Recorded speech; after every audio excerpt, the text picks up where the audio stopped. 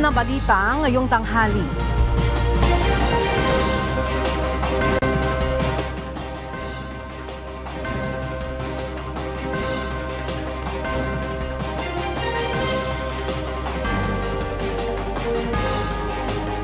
Panukalang agahan ang pagpapatupad ng gun ban para sa taong 2025 elections, pag-uusapan sa susunod na linggo ayon sa Philippine National Police.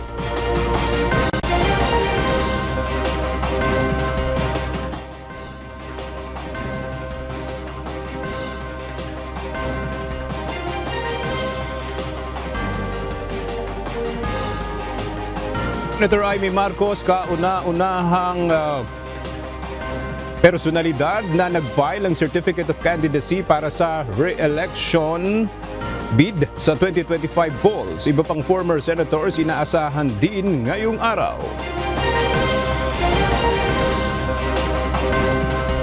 Nakatakdang repatriation ng overseas Filipino workers mula sa Lebanon na antala dahil sa nagpapatuloy na gulo ayon sa Department of Migrant Workers.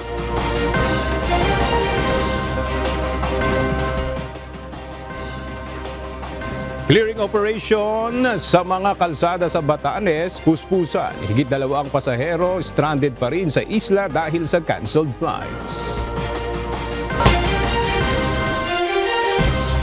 Magandang tanghali mga kasangbahay. Ngayon po ay araw na Miyerkules, October 2, 2024. Tayo po ay sabayang napapakinggan sa Radyo La Verdad 1350, ang UNTV Radio. At una sa mga balita ngayong tanghali. Naghain na ng Certificate of Candidacy ang isang incumbent at 2 former senators sa ikalawang araw ng COC filing sa Manila Hotel. Alamin natin ang detalye kay Dante Amento live. Dante, sino-sino ang mga personalidad na mga maagang nag-file ng kanilang COC ngayong araw? Magandang umaga, Ella. Pasado alas 10 ngayong umaga ay naghahain na rin ng kanilang Certificates of Candidacy o COC si dating Senate President Vicente Soto III at gayon din yung kanyang katandem noong 2022 national elections na si dating Senador Ping Lacson at kasama nilang dalawa, Ella, ang isa pang re-electionist senator na si Senator Lito Lapid. Ang tatlo, Ella, ay kasama sa senatorial slate ng Alyansa para sa Bagong Pilipinas ni dating Pangulong Ferdinand Marcos Jr. Si Soto ay sinamahan ng kanyang pamilya sa pangunguna ng kanyang asawa at aktres na si Helen Gamboa at ng kanyang 2 anak na sina Vice Mayor Gian Soto at Ciara Soto.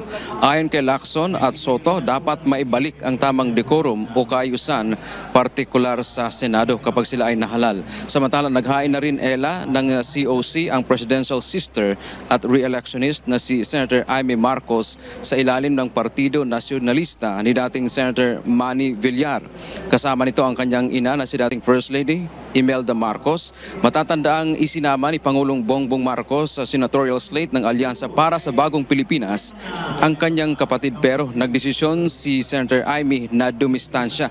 Nanindigan itong ayaw niya umanong mamangka sa 2 ilog, pero sabi naman anya ni PBBM ay susuportahan siya sa darating na eleksyon. Sa tanong naman, Ella, kung tatanggapin ba nito kung sakali namang i-endorso siya ni Vice President Inday Sara Duterte, ito ang naging sagot ng mambabatas.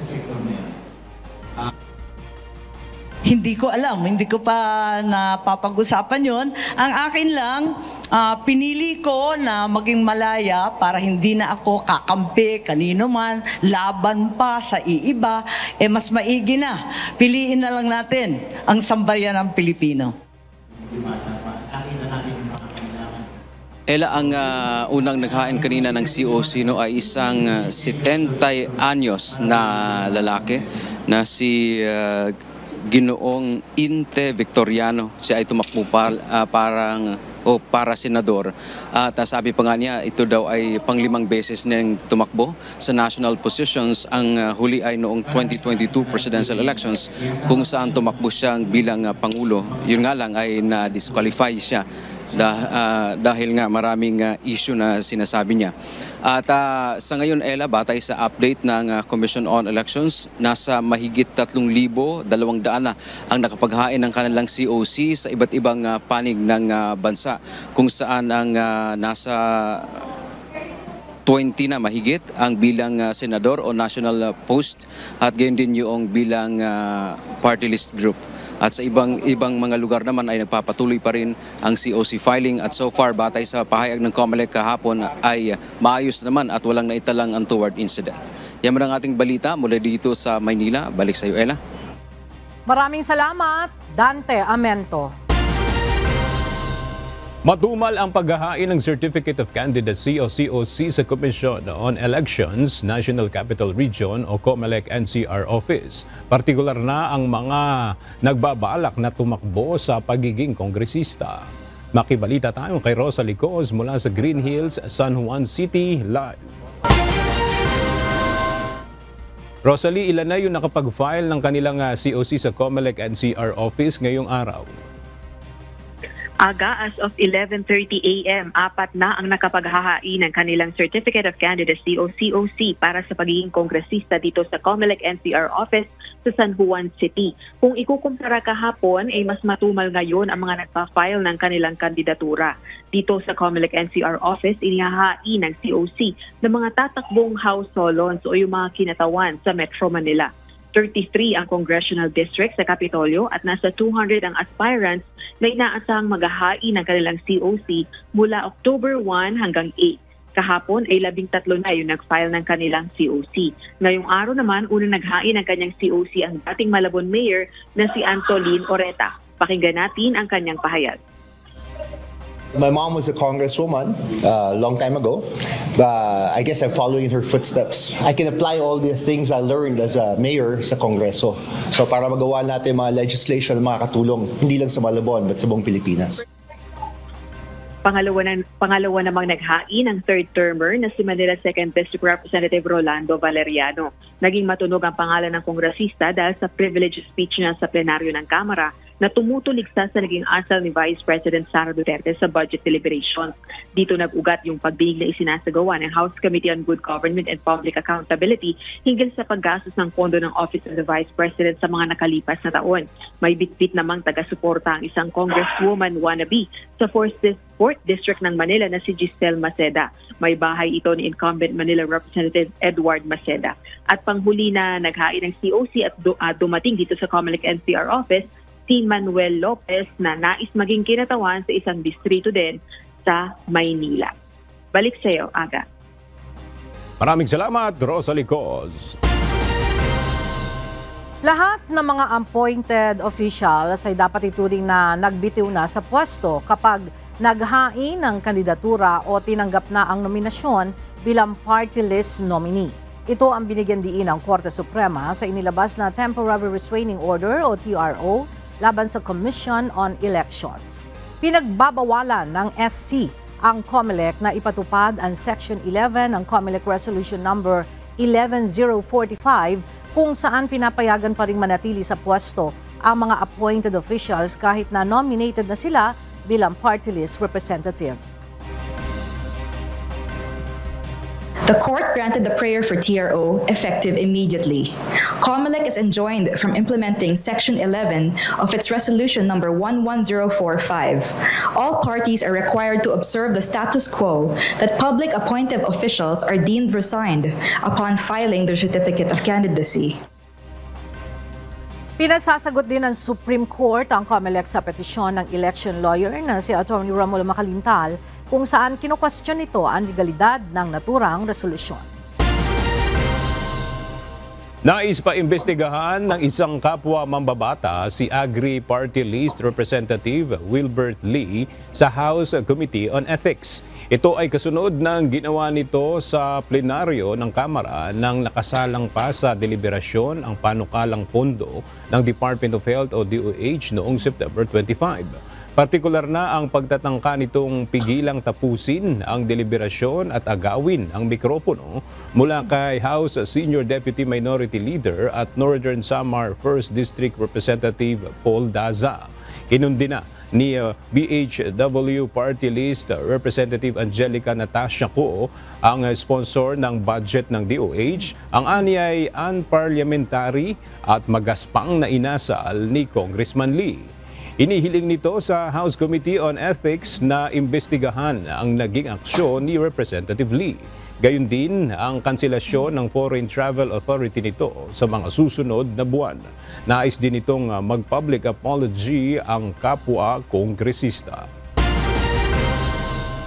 Nakatakdang pag-usapan ng Philippine National Police sa susunod na linggo ang panukalang pagpapatupad ng maagang gun ban para sa 2025 midterm elections. Ayon kay PNP Public Information Office Chief Police Colonel Jean Fajardo, makikipagpulong sila sa iba pang ahensya ng pamahalaan para sa maagang pagsuspinde ng mga permit to carry firearms outside of residence ng gun owners sa bansa.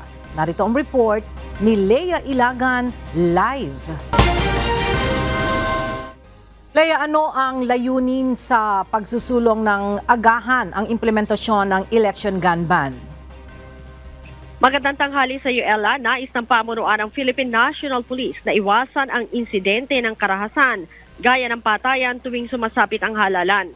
Kaya naman, isa sa nakikitang paraan ng pambansang pulisya ay ang maagang pagpapatupad ng gun ban sa buong bansa. Ibig sabihin, pansamantalang kakanselahin ang permit to carry firearms outside of residence o PTC-4 ng mga gun owners. Ayon kay PNP Public Information Office Chief Police Colonel Jean Fajardo, pag-uusapan na ng PNP sa susunod na linggo kung kailan ipapatupad ang gun ban. Sa mga nagdaang eleksyon kasi, isinasabay ang implementasyon ng gun ban sa pagsisimula ng election period. Bukod Ella sa gun ban, i-recall din ng PNP ang mga police escort na nagbabantay sa mga politiko na tatakbo sa halalan. Ito'y upang hindi magamit ang mga ito sa panahon ng kampanya. Nauna nang sinabi ni General Marbil na inatasan na rin niya ang mga ground commanders na palakasin pa ang kampanya laban sa mga private armed groups o yung tinatawag na PAGs at mga loose firearms. Ella? Alright, maraming salamat, Lea Ilagan. Dapat maging maingat ang lahat sa pagtuturing kay dismissed Bamban Mayor Alice Guo bilang Chinese spy. Ayon kay Senator Joel Villanueva, dapat munang magsagawa ng kaukulang investigasyon upang mapatunayan ang naturang aligasyon. Narito ang report ni Asher Cadapan Jr. Dapat magsagawa ng sariling investigasyon ng Pilipinas kaugnay ng impormasyon na isang Chinese spy si Guo Waping na mas kilala bilang Alice Guo. Ito ang binigyan din ni Senador Joel Villanueva matapos ang isiniwalat ng isang self-confessed Chinese spy sa documentary video ng Al Jazeera News Channel, isang foreign news channel na bagyang pinopondohan ng Qatar government. Paliwanag ng mababatas, dapat ipakita ng bansa na kaya nitong gampanan ang pagsasagawa ng sarili nitong investigasyon. Hindi tayo dapat umasa at hindi dapat natin paniwalaan in toto yung mga sinasabi, whether this is an international news outlet, ito ay galing sa ibang bansa ng mga intel reports, etc. Dapat may sarili tayong bansa. Gayunman, nilinaw din ni Senador Joel Villanueva na hindi rin naman dapat iisang tabi ang posibilidad na isang Chinese spy si Alice Guo. Hindi naman natin sinasabing hindi siya spy, no? But we are just saying na we cannot make that conclusion right away. We just wanted to make sure that we have our own investigation and we make sure that our investigation, our information gathering actually works. Inaasahan na sa mga darating na araw ay itatakda na rin ang susunod na pagdinig ng Senado kaugnay ng mga isyong kinasasangkutan ni Alice Guo. Asher Cadapan Jr., UNTV News and Rescue. Diyos ang aming sandigan, serbisyo publiko ang aming pinahalagaan. Itinanggi ni Senator Christopher Bongo na may alam siya sa motibo ng pagpaslang kay dating Philippine Charity Sweepstakes Office o PCSO Board Secretary Wesley Barayuga noong 2020. Ito ay matapos isiwalat ni former PCSO Chairperson Anselmo Simeon pinili sa House Quad Committee hearing na nai-report nito sa senador ang dahilan ng pamamaslang. Nilinaw ni Senator Bongo na wala siyang alam sa sinasabi ni Pinili. Paliwanag pa ng mambabatas, abala siya sa kanyang trabaho noong panahon ng pandemya bilang chairperson ng Senate Committee on Health. Suportado niya rin anya ang muling pagbubuka sa investigasyon ng pambansang pulisya sa kaso ng pagpatay sa PCSO official at hangad niyang mabigyan ito ng hustisya at mapanagot ang nasa likod ng krimen. Nakamit na ng pamilya Castillo ang inaasam na katarungan matapos mapatunayang nagkasala sa paglabag sa anti-hazing law ang 10 miyembro ng fraternity na sangkot sa pagkamatay ng UST law student na si Acho Castillo noong 2017. Ngunit bukod sa mga miyembro ng fraternity, nais rin ng mga magulang nito na panagutin ang mga opisyal ng universidad na nila'y nagkaroon ng kapabayaan sa sinapit ng kanilang anak. Narito ang report ni Ryan Lacanlale.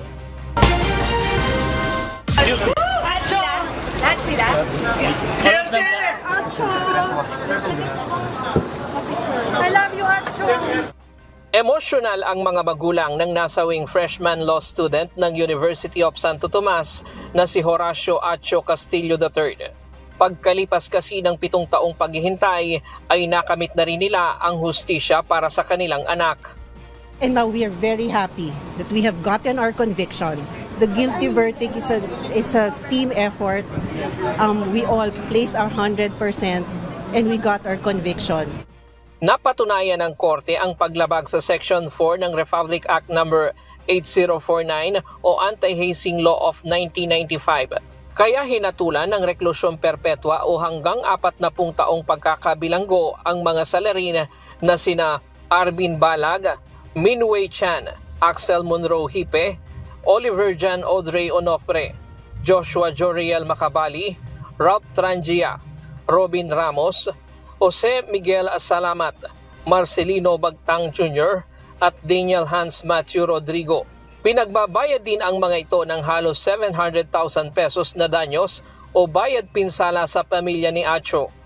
This is justice for Acho and win for the prosecution po. So, thank you so much for all your support. Ayon sa mga magulang ni Acho, dapat managot ang universidad at panahon na para baguhin ang patakaran. Bilang pangalawang magulang, sila ang unang dapat mangalaga sa kanilang mga estudyante. At this point, I would like to say that I'm holding University of Santo Tomas responsible for the death of our son. It has been proven that Aegis Juris has been practicing hazing, and it's time to check your policies and your laws in the school. Sa pagbaba ng hatol laban sa mga miyembro ng Aegis Juris Fraternity, anila kailangang may managot sa paaralan. I think it's about time heads should roll in UST. I would like to reiterate again that the school, the university, the civil law department, the dean himself failed to protect our son. Setyembre noong 2017, nasawi si Castillo dahil sa tinamong injury matapos ang initiation sa Aegis Juris Fraternity. Dahil sa pagkasawi ni Castillo, nagtulak ito sa pamahalaan upang palawakin ang saklaw ng anti-hazing law at taasan na ang parusang ipinapataw sa mga lalabag dito. Ryan Lacanlale, UNTV News and Rescue. Diyos ang aming sandigan, serbisyo publiko ang aming pinahahalagahan. Ikinatuwa ni Senator Juan Miguel Zubiri ang hatol na habang buhay na pagkakakulong ang 10 Aegis Juris Fraternity members na sangkot sa pagkakamatay ng hazing victim na si Horacio Acho Castillo III. Hiling ng senador, magsilbi itong mahigpit na babala sa mga kapatiran at organisasyon na patuloy na nagsasagawa ng hazing. Si Senator Zubiri ang nanguna sa pagpasa ng batas na magpapatibay sa anti-hazing law. Matagal ang 7 taong paghihintay, and while the court's verdict will not bring Acho Castillo back, we hope it provides some comfort to the family who fought for justice all these years. May this verdict against Acho's killers serve as a stern warning against all fraternities and organizations that still refuse to end their culture of hazing.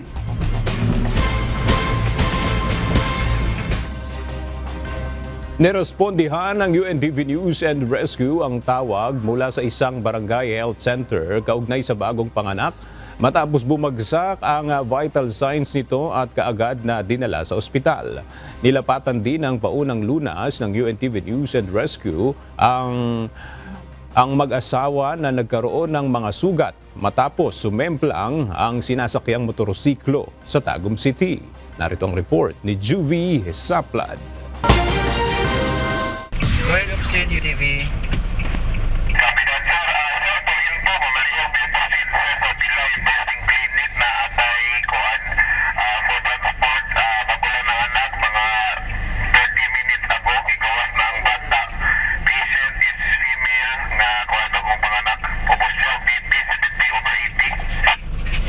Kopya sir, kopya. Positive sa area sir. Nakatanggap ng tawag ang UNTV News and Rescue mula sa Butuan City Disaster Risk Reduction Management Department patungkol sa isang humihingi ng tulong mula sa Barangay Bilay Health Center, Butuan City, pasado alas 10 ng gabi, September 30, 2024. Humingi ng tulong ang health worker ng Barangay Bilay upang madala sa ospital ang isang babae na isinugod sa kanila matapos makaranas ng komplikasyon sa panganganak. Kwento ng midwife ng barangay, isinugod sa kanila sa health center si Jenny Siles Serad, 23 years old, pasado alas 9 ng gabi, matapos itong manganak sa kanilang tahanan bandang alas 8:30 ng parehong gabi. Bumagsak ang vital signs ng ginang habang inaasikaso nila ito sa health center. Kaya humingi na ng tulong ang midwife upang maisugod na ito sa ospital. Pwede mong pasyente sir, kano na yung problema sa iyang kuwan? Sa lungs? Wala na siya sakit sa lungs? Wala? Okay na? Okay na daw? Wala daw. Ma'am, sisino ka na mo ma'am ha? BP, i-try lang.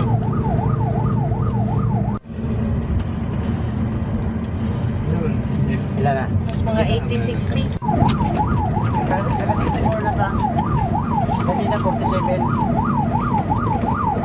Ma'am? Sa orasan siya. Relax lang ma'am ha. Relax lang ma'am. Dara pa sa hospital ma'am. Isa may okay, 94 na. ay katong dito kayo na. Naka-94 na ta sa ato. Tapos mga sa 80-60. 80-60 ako. Kuha siya ka narbe. Nakaranas din ng matinding pagdurugo si Serad, kaya agad itong binigyan ng UNTV News and Rescue ng paunang lunas. Papuntang ospital ay patuloy na minonitor ng team ang vital signs ni Serad upang masiguro na magiging stable ang kondisyon nito hanggang sa makarating sa pagamutan. Dinala si Serad kasama ang kanyang sanggol sa Butuan Medical Center. Nasa maayos namang kalagayan ng baby na isang babae matapos itong mailuwal ng kanyang ina. So, sir, there's a case sa Yusef, Napukon. Saan inform ito, sir? Single motor, tapos one patient. Kopya, sir. Proceeding na mo team dito.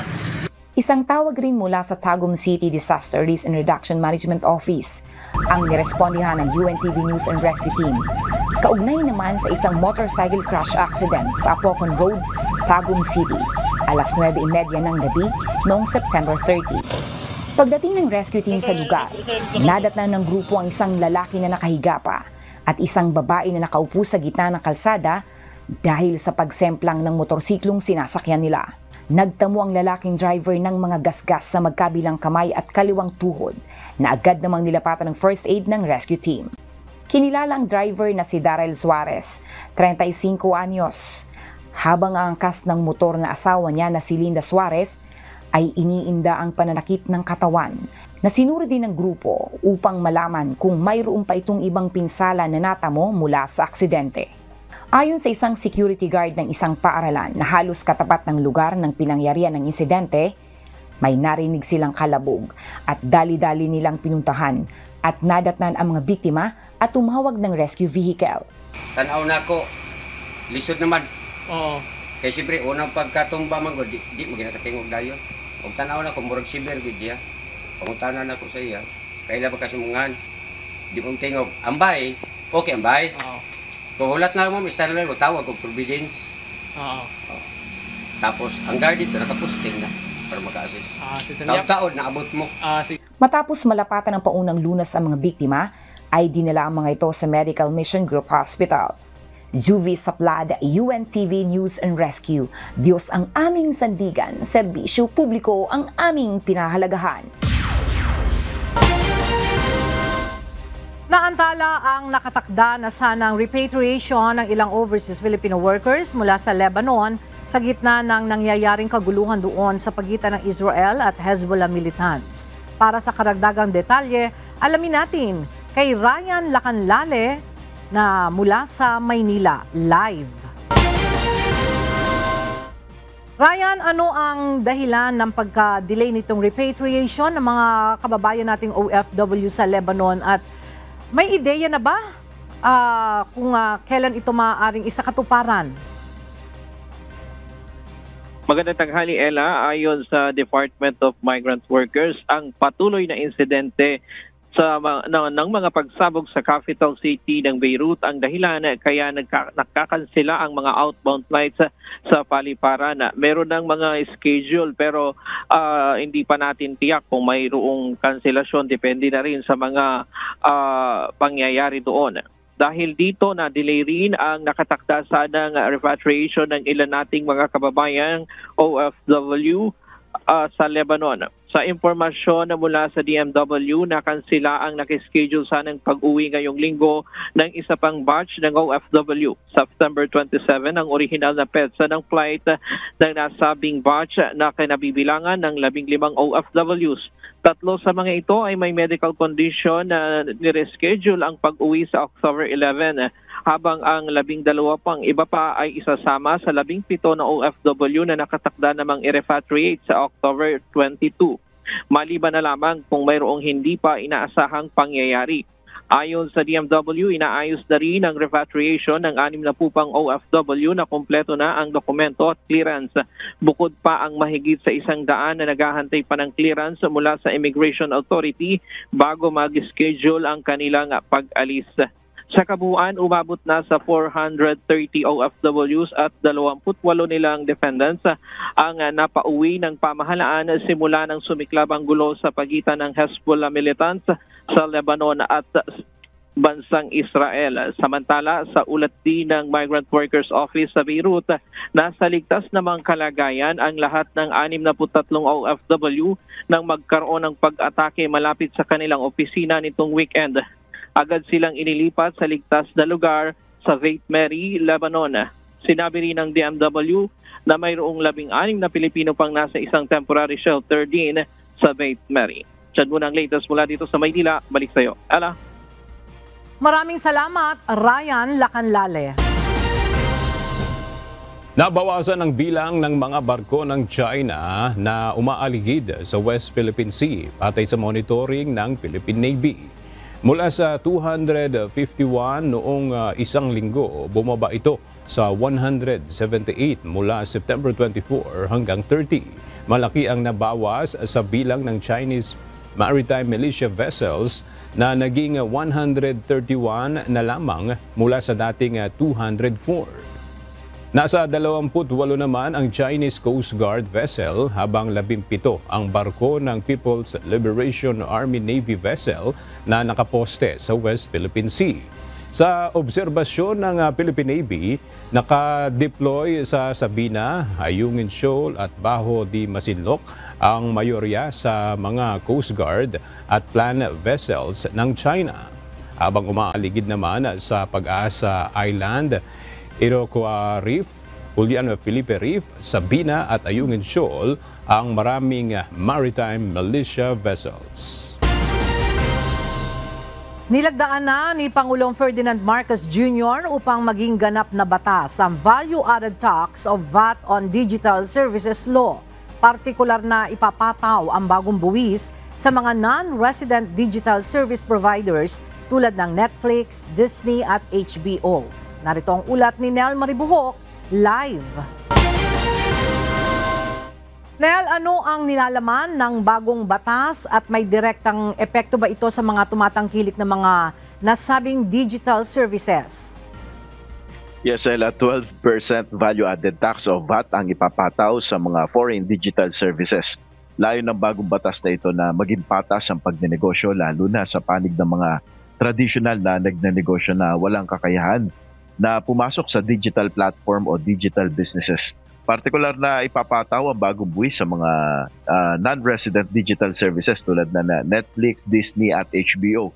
Kasama na rin dito ang mga e-marketplace o e-commerce.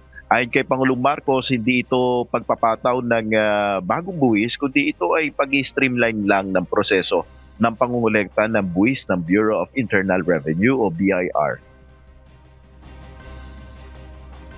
With this law, we say that if your presence in the Philippine market is as real as your profits, then your tax responsibility should also be equally tangible. But make no mistake, we are not imposing new taxes.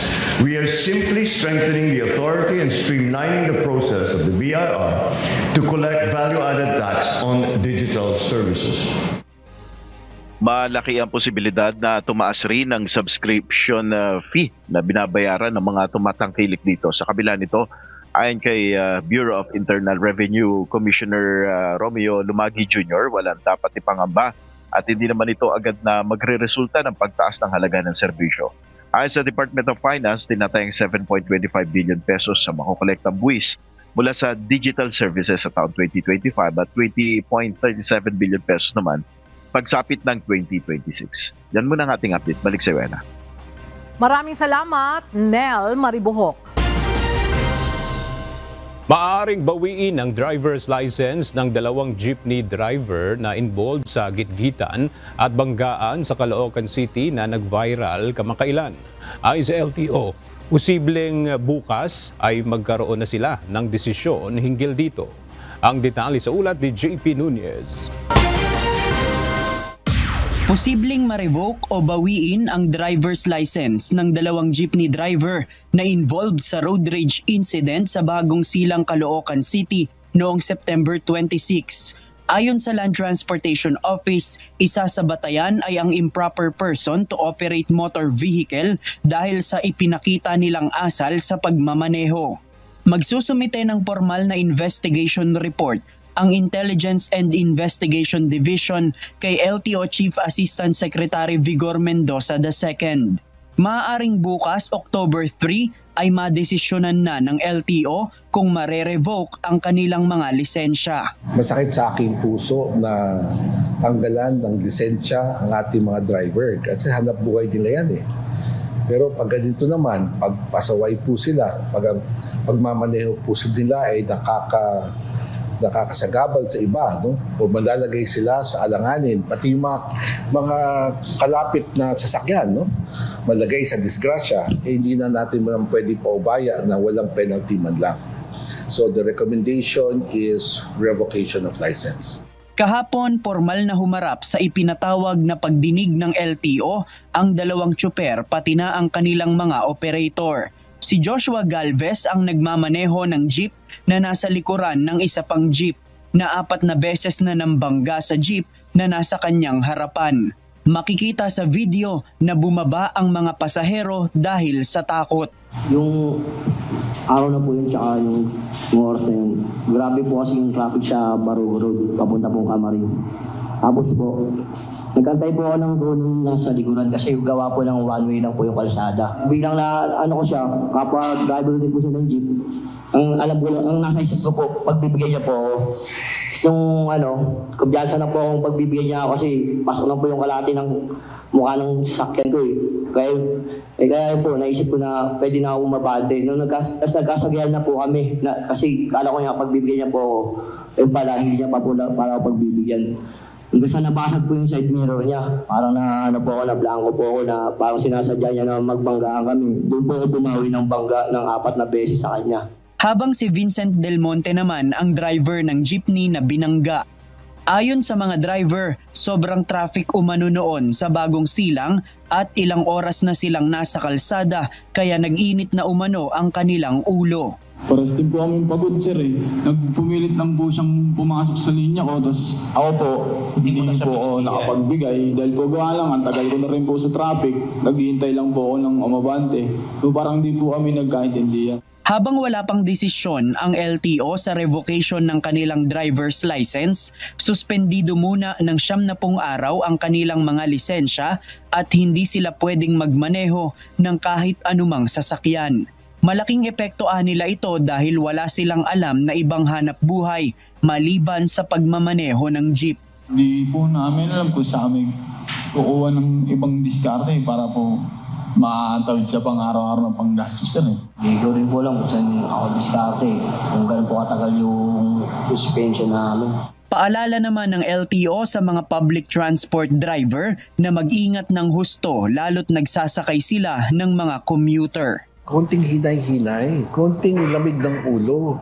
Kasi pag kayo nahuli, ang daling mahuli kayo, social media lang, no? Meron ng ebidensya, ang laki ng purwisyo para sa iyo at iyong pamilya. Isipin mo, mawalan ka ng lisensya, hanap buhay. Anong papakain nyo sa pamilya nyo? So ngayon pa lang, sinasabi ko, pinapaalala ko sa ating mga driver, hindi worth it na makipagkarerahan kayo sa daan, no? Walang bahala kayo sa buhay ng ibang tao. JP Nunez, UNTV News and Rescue. Diyos ang aming sandigan, serbisyo publiko ang aming pinahahalagahan. Ipiniliwanag ng private concessionaire ng Ninoy Aquino International Airport na layon lamang nilang may-utilize ang paggamit ng parking spaces sa paliparan para lamang sa mga sasakyan na merong ihahatid o susunduin sa paliparan, kaya itinaas ng triple ang halaga ng parking fee. Samantala, tinutukan naman ito ng ilang mga passenger welfare advocate group at hiniling sa NAIA na dapat munang magkaroon ng public consultation kaugnay ng bagong patakaran. Mula sa Pasay City, alamin natin ang detalye kay JP Nunez live. JP, ano ang dahilan ng private concessionaire? Bakit triple ang itinaas na parking fee sa NAIA? Ella, ang sabi dyan ng San Miguel Corporation na siyang may hawak ng New NAIA Infrastructure Corporation o NNIC, yung pagtaas ng parking fee ay para ma-discourage yung ibang mga nagpaparada sa parking spaces ng NAIA. Meron umano kasing ibang mga sasakyan na wala namang ihahatid sa airport pero sa NAIA nagpa-parking, kagaya ng ibang mga nagtatrabaho sa mga kalapit na establishmento. At simula nga kahapon, October 1, epektibo na yung pagbabago sa parking rate sa NAIA. Ang kapansin-pansin dito ay yung pagtaas ng bayad sa overnight parking fee. Sa mga sasakyan mula sa dating 300 pesos, naging 1,200 pesos na ito. Habang sa mga motorsiklo naman ay 480 pesos at 2,400 pesos sa mga bus. Bukod pa yan doon sa naging increase sa mga regular rates sa parking. Iginiit din ng NNIC na aprobado ng gobyerno ang bagong parking rate. Hindi umano layunin nito na kumita kundi para lang mas ma-utilize ang parking spaces ng mga pasahero ng paliparan. Samantala, Ella, ang ilang passenger welfare advocate group ay tinutulan itong ipinatupad na pagtaas ng parking rate sa NAIA. Tinawag ng National Center for Commuter Safety and Protection na unacceptable ang parking rate. Habang ang The Passenger Forum naman naniniwalang naging biglaan ang implementasyon. Dapat umanong magkaroon muna ito ng public consultation at wag munang ipatupad ang increase sa parking rate. Yan muna ang ating latest live mula dito sa NAIA. Balik sa iyo, Ella. Maraming salamat, JP Nunez.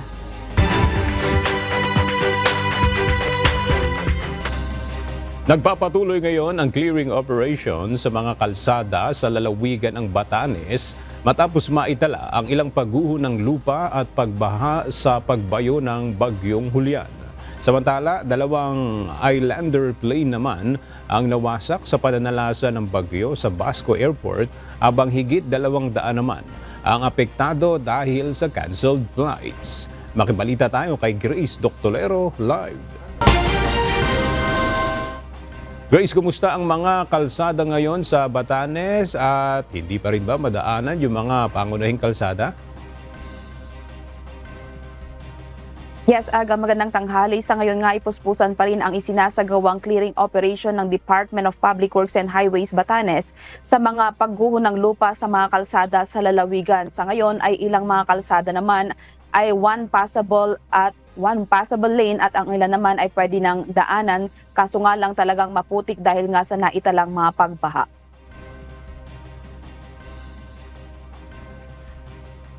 Lahat ng mga sections ng Basco to Imajo na nagkaroon ng rock slide, landslide at mudslide ay mayroon ng one lane passable as of 8 p.m. kahapon. Patuloy ang clearing operations ngayon araw sa Uyogan hanggang Mahataw Interior Road.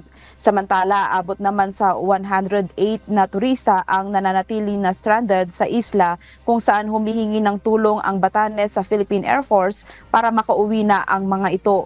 Habang nasa 200 naman ang apektadong pasahero dahil sa canceled flights.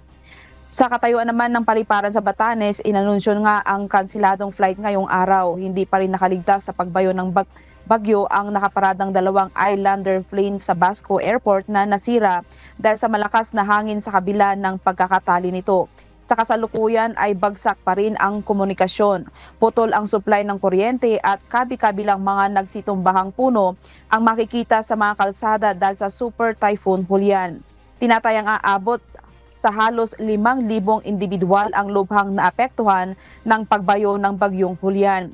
Hindi rin nakaligtas sa pananalasa ng Bagyong Julian ang mga bahay na yari sa mga light materials, pati ang mga antigong bahay na yari sa bato at kugon ay di rin nakaligtas, maging ang tanggapan ng pamahalaang panlalawigan ng Batanes ay napuruhan.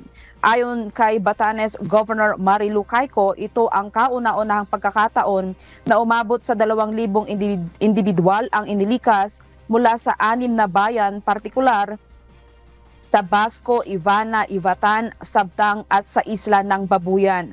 Ayon kay Roldan Esdicol, ang PDRRMO head, inaasahang aprubahan ngayong araw ang naturang rekomendasyon na state of calamity dahil tinatayang nasa 90% ang lawak ng pinsala ng bagyo sa infrastruktura at agrikultura. Nanawagan naman Aga si Esdicol na ng malinis na tubig na maiinom, pagkain, construction materials habang nakikipag-ugnayan na rin sila ang lalawigan sa kinaukulang ahensya para sa shelter assistance sa mga pamilyang nawalan ng tirahan. Yan muna ang balita. Balik sa iyo, Aga. Maraming salamat, Grace Doctolero. Niyanig magnitude 6.1 na lindol ang probinsya ng Catanduanes bandang alas 5:19 ng umaga ngayong Miyerkules. Sa tala ng PHIVOLCS, natukoy ang sentro ng lindol sa hilagan-silangang bahagi ng Bagamanok sa Catanduanes. Tectonic ang origin ng lindol na may lalim na 38 kilometro. Naramdaman ang intensity 1 ng lindol sa bahagi ng Irosin, Sorsogon.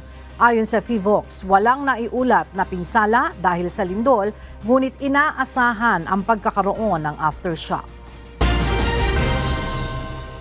Tiniyak ng pamunuan ng Bangsamoro Autonomous Region in Muslim Mindanao o BARM na puspusan na silang naghahanda para sa isasagawang kauna-unahang parliamentary election sa rehiyon. Sa isang panayam, sinabi ni BARM Cabinet Secretary Mon Asnin Pendatun na inilalatag na nila ang mga plano upang masiguro ang mapayapa at maayos na pagdaraos ng halalan. Pagtitiyak pa ni Pendatun, magiging inclusive ang halalan at kasama rito ang mga kinatawan mula sa grupo ng non-Moro indigenous peoples, Christians, religious groups, youth at ilang mga traditional leaders. Sa May 12, 2025, gaganapin ang kauna-unahang parliamentary elections sa Bangsamoro Region kasabay ng midterm elections. Sa June 30 naman, formal na uupo sa pwesto ang mga mananalong opisyal.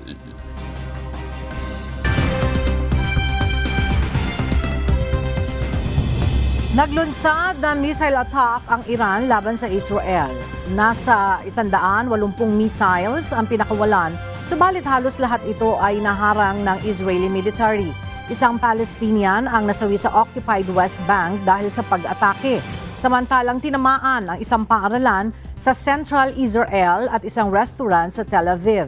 Giit ni Israeli Prime Minister Benjamin Netanyahu, malaking pagkakamali ito at pagbabayaran ng Iran. Iran's attack is a severe and dangerous escalation. There will be consequences. Our defensive and offensive capabilities are at the highest levels of readiness. Daan-daang tao ang nawawala pa rin matapos ang mapaminsalang pagbahang dulot ng Hurricane Helen sa US Southeast. Patuloy din sa pagtaas ng death toll mula nang maglandfall ang bagyo. As of Tuesday, October 1, 135 na ang kumpirmadong bilang ng mga taong nasawi sa 6 na estado. Pinakamarami ang naitala sa kanluran ng North Carolina kung saan nananatiling hindi accessible ang 300 kalsada. Ito rin ang dahilan ng mabagal na recovery operations. Mahigit sa 100 tao ang magsasampa ng reklamo laban sa American musician na si Sean Diddy Combs dahil sa sexual assault, rape at sexual exploitation, ayon sa isang US lawyer. Ayon sa Texas-based lawyer na si Tony Busby, kabilang sa mga umano'y biktima ay mga menor de edad na inabuso ng 9 na taong gulang pa lamang sila. Ayon naman sa abogado ni Combs, mariing itinatanggi ng rapper ang mga alegasyon na tinawag nitong kasinungalingan at paninira. Noong nakalipas na linggo nang arestuhin si Combs at naharap sa criminal charges na racketeering at sex trafficking.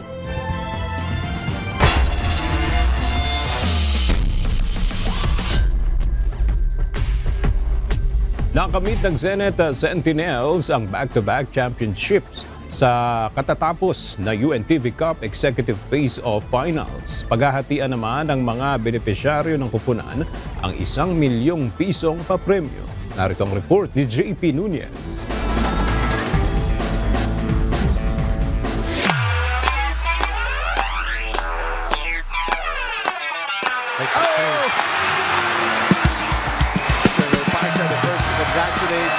The Senators and the Sentinels. Nakapagtala ng kasaysayan ang Senate Sentinels bilang kauna-unahang team sa UNTV Cup Executive Face-Off na nakakuha ng 2 sunod na kampyonato. Matapos talunin ang PNP Responders noong 2023, pinataob naman ng Sentinels ngayong taon ang AFP Cavaliers. Sa score ng 74-62, wagi ang Senate Sentinels kontra AFP Cavaliers at nakakuha nila ang back-to-back champion title ngayong taon. Senator Gore drives, puts it up, Senator Villanueva finally got it. Senator Angara got it. Big three sina Senator Bongo, Senator Joel Villanueva at former Senator Sonny Angara sa pagkamada ng puntos para ungusan ang AFP Cavaliers. Ayon sa kanilang head coach, naging motivation ng grupo na masungkit ang back-to-back champion title. One game at a time tayo, kung sino yung kalaban natin, yun lang muna isipin natin. Kung sino yung kalaban, yun lang muna ang paghandaan natin. Siyempre, hindi natin maalis nung natapos yung elimination. Nandun na yung, 2 game o 3 game na lang kasi twice to beat kami, di ba? Mukhang masusungkit natin yung back-to-back. Kung pagpupursige tayo, yun yung maging tama. Yun ang naging motivation ng mga players na 2 game na lang. Wala na muna yung sakit ng katawan na yan. I think may konti kaming advantage sa speed. I think tsaka yung very good ang AFP. I think may konting injuries din sila. So but not to take away from sa victory namin. I think we played a very good game at saka yung bola umiikot. So maganda yung game plan ni coach. So I think nag-deliver din yung mga players namin. I just had a meniscal tear, bone spur surgery. I'm not supposed to be playing. I still need 2 weeks of rehabilitation before I could play. But I couldn't let pass this ball game na yung last game namin ni Senator Sani. Sabi ko kahit naka-cane ako, maglalaro ako just for Sen Sani and for the rest of the team. It's sweeter the second time around. Ang sarap po ng pakiramdam. Tribute po namin ito kay Senator Sani Angara. It's his last game na po sa Senate Sentinels ngayong 2024 dahil full-pledged na po siya na DepEd Secretary. Ayon naman sa coach ng AFP Cavaliers na si Jeffrey Kembao, kinulang sila sa depensa. Sa defense talaga. So kinakapos kami, although yung mga bigs kasi namin, lahat sila may mga nararamdaman. No, so hindi sila makatakbo hindi sila makasprint kasi nga may masakit yung mga tuhod. So yung baba ng tao namin, lagi silang lamang. Yung transition offense sila, hindi namin masabayan. Nag-uwi ang Senate Sentinels ng 1 million pesos na paghahatian naman ng 3 nilang benepisyaryo. Ito ang cancer funds na tumutulong sa pagpapagamot ng mga pasyenteng may cancer. Kite Foundation Incorporated na tumutulong naman sa gastusin sa pagpapagamot ng mga batang may sakit. At Tahanang Walang Hagdanan Incorporated na nagbibigay kabuhayan sa mga individual na may kapansanan. Magsisilbing po itong tulong para sa pambayad po ng mga bata sa kanila pong mga hospital expenses, transportation at iba pa po. Actually, pang ilang taon na rin po ito na naging beneficiary kami ng Senate sa kanilang paggawa ng sports na ganito, pero may kaakibat na charity. Ang ganda pong ang gandang idea. Napakaganda kasi ang dami niyang natutulungan. Samantala, tatanggap naman ng 500,000 pesos ang benepisyaryo ng AFP Cavaliers na Camp General Emilio Aguinaldo Station Hospital na nagbibigay ng libreng gamutan sa mga kasamahan nilang sundalo. So kailangan nating malunasan to at mabantayan ng mga kasundaluhan para hindi ko sila lumala at magkaroon ng komplikasyon. Doon mapupunta ang mga benepisyo na makukuha namin sa pag-improve ng aming mga equipment saka ng aming infrastructure para magampanan namin ang pagbabantay sa kalusugan ng ating mga kasundaluhan. Samantala, nakatanggap ng 250,000 pesos ang kapisanan ng mga manggagawa ng GSIS mula sa GSIS Furies na nakatungtong sa 3rd place. 200,000 pesos naman sa Malacanang Employees Cooperative Incorporated na benepisyaryo ng OP Executives na nakuha ang 4th place. Tatanggap naman ng 100,000 pesos ang mga benepisyaryo ng Office of the Ombudsman, Judiciary Magis, SSS at COMELEC. Samantala, nakapaglingkod ang public service booth ng SSS, PhilHealth at Pag-ibig sa higit 50 individual na may tanong ukol sa status ng kanilang mga membership at pag-avail ng mga benepisyo ng gobyerno. Sa speech ni Kuya Daniel Razon na siyang nagpasimula ng UNTV Cup noong 2013, pinasalamatan nito ang lahat ng mga manlalaro at katuwang para maisagawa ang Liga ng mga Public Servants. Gayun din ang Members Church of God International o MCGI na pangunahing sumusuporta sa advokasya na maabot ang mga nangangailangan. Salamat po ng marami sa loob ng 11 taon na kayo po ay nakasama namin at higit sa lahat ang suporta po ng members ng Church of God International na patuloy naman po na sumusuporta sa UNTV Cup para sa isang maliit na paraan ay makarating ang kabutihan ng Diyos sa ating mga kapwa-tao sa pamamagitan ng ganito pong larangan. JP Nunez, UNTV News and Rescue. Diyos ang aming sandigan, serbisyo publiko ang aming pinahahalagahan.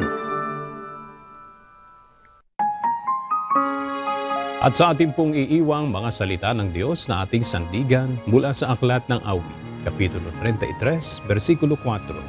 na nagsasabi, sapagkat ang salita ng Panginoon ay matuwid at lahat niyang gawa ay ginawa sa pagtatapat.